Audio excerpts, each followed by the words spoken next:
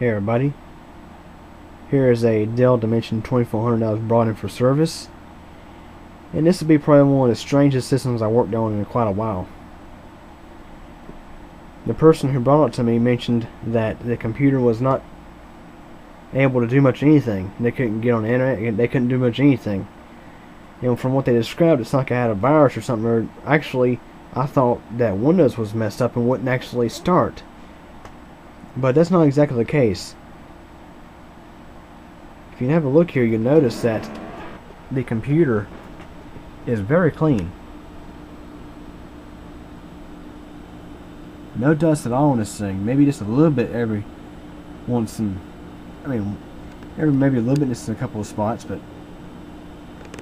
it looks like it has just been worked on by a technician. There's no dust in the CPU core. Normally when I get these Dells, they are slammed full of dust on the backside of the heatsink where it pulls in air. The power supply is perfectly clean.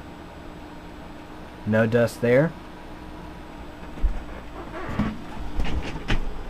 My chair's getting very annoying, but anyways, have a look here. The exhaust fans are perfectly clean. Both the power supply fan and the CPU exhaust fan are extremely clean. You notice here, there's a Best Buy sticker right here. The person claimed they bought this computer from Best Buy, but the only problem with that statement is back in 2004, 2005, I do not believe Dell was selling their computers at stores. I think you had to actually order them straight from Dell back then. I think one of the first stores you could buy a Dell PC other than going directly from Dell was Walmart. And I believe that happened in probably 2006 or 2007, can't remember exactly which year. But there's a Best Buy sticker on here, and usually when you see one of these, that's an indication that this computer was worked on by Geek Squad. And I've seen some wonderful things done from Geek Squad. I'm being sarcastic in a way. I've seen some computers that come from Geek Squad that were in such bad condition. I mean, while Geek Squad, the people that work at Geek Squad, they dress up all handsome or whatever, if you want to call it that, all tidied up and everything. Trust me, I've actually tried to apply for Geek Squad and I found out some things about them that you probably don't want to know. First off, I can say, you know, that thing up there is called the CompTIA A+ certification. That's not a requirement to get a job at Geek Squad. And neither is a lot of experience. They claim to train you how to fix computers. They can take people off the street and so-called train them how to fix computers in a short period of time. Now, me and you all know that's not actually how you learn to fix a computer. It takes experience. I've been doing this for nearly 8 years. And trust me, I've seen quite a few things in those 8 years. Some very surprising things. I remember back in 2006 or maybe 07, somebody brought me a Gateway laptop that was worked on that just come from Best Buy. The Geek Squad technician, as they call it, did not properly install Windows on the computer. It was there for a reinstall. It just had the basic XP install with no drivers. I can't remember if it was activated properly or not. With this computer, whoever worked on it reinstalled Windows but did not format the hard drive or back up the files. The files are there, but you just have duplicate folders. And I'll show you what I'm talking about here in just a minute. So basically, I believe Best Buy was who worked on this thing, because the person told me that somebody else had done some things with it, and he doesn't know exactly what things were done.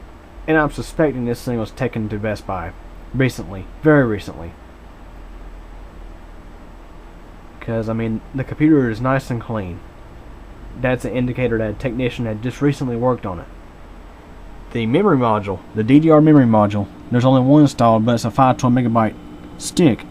These 2400 dimensions usually come with 256 megabytes stock. Now, I'm not sure when that memory was upgraded. It was probably upgraded years ago, because even back in 2004, 2005, 256 megabytes was a very small amount. You need at least 512. And this thing has 512 in it now. But here is a look at the install of Windows. Now this copy of XP had the dreaded activation bug in it, where it would actually prompt you to activate Windows every time it started up, even though Windows is already activated. And here's a screenshot of it doing that. Or actually a video clip. I just heard the... And have a look here. It says, Windows product activation. Your Windows product must be activated within 1 day. Do you want to activate Windows now? Let's click yes. See what it says.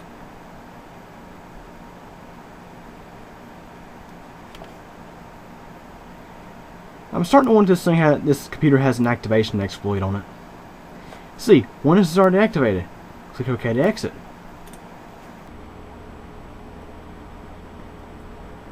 Okay, you got to see how everything was going. Now here is a look at C. I'll go back to my computer. You go to properties. You can see there's 22.6 gigabytes of space used on this 80 gig hard drive. It reads out as 71.2. That's how Windows reads it, but I'm sure this is 80 gig hard drive.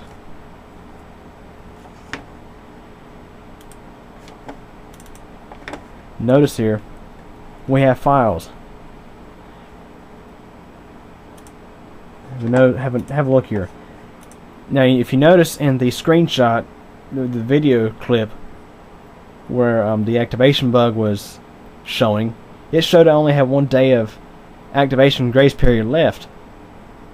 So that tells me that this computer was likely serviced right at the beginning of March.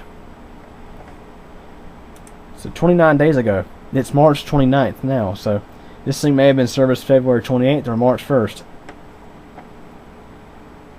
Now let me go ahead and go to System Properties. I'm raising the camera up so that way you don't see the registration info. Go to Hardware and go to Device Manager. Notice we have no drivers installed. Ethernet drivers missing, audio drivers missing, modem drivers missing, and the graphics driver is missing. So I gotta go in and install those. But actually what I'm going to do with this is I'm going to back up the files the owner wants, which is the pictures, and I'm just going to reinstall. Get rid of all the excess junk and just start from scratch. But I just want to share this with y'all. It's probably one of those more strange systems that get brought to me. And this might be just another sign of why you should not take your computer to Best Buy to have it serviced. Take it to a technician that's actually experienced. It's usually your local computer shop. Hey, oftentimes you actually save some money by going to them too, because Geek Squad has been known to rip people off big time. I've seen it happen many times. I think, at least in the past, I know they usually charge $60 or $70 to just look at your computer. I don't charge anything just to look at it. I charge to do repairs. So anyways, if you have any questions or comments, feel free to ask them. Thanks for watching.